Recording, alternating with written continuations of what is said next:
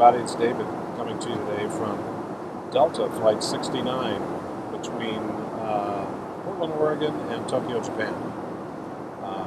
Sorry if this looks like a Delta ad. This just happens to be where I'm sitting today.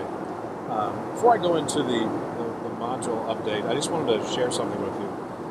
When I sat down today, I received a card from the lead flight attendant here on Delta, and it was a card thanking me for all of my years of flying with Delta.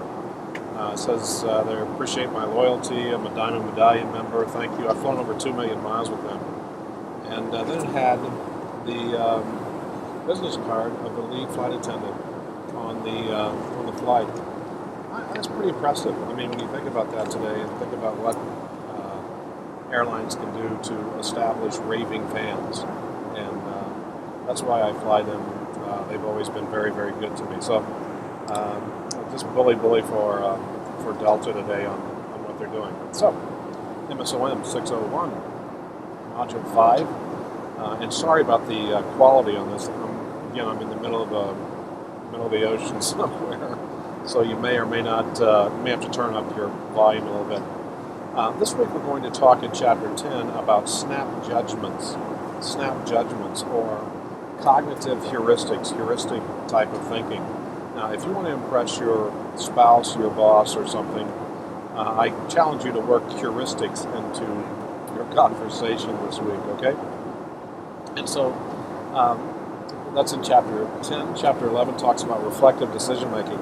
And so what you're going to find in critical thinking, sometimes you're just going to make decisions on the spur of the moment because you're used to that, and that's what you have to do. I mean, for heaven's sakes, if your child runs out in front of a car, you're not going to sit there and analyze all kinds of things and say, I wonder how I can best do this. You're going to run out and get them out of the way, right? And so sometimes in critical thinking, the same thing applies. So you need to focus on snap judgments. But then other times you need to have much more reflective type of decision making as you pull things together. So that's kind of the compare contrast for Chapter 10 and Chapter 11. The discussion board this week is going to talk about those snap judgments or cognitive heuristics, and I'm just asking you to say what are the good things and then what are the challenges with those. So rarely is something always good, or rarely is something always bad. There's something in the middle, and so I'm going to ask you to talk about those this week. And then the assignment this week is something that's very personal to me. I'm a native Missourian, and I remember a year or two, I think it's 2 years now, we all heard about the issues between a young gentleman and the Ferguson, Missouri police. And there was certainly a very, very tragic situation that happened there. And so that brings up the situation this week that talks about, and you're going to read about, dominant structuring.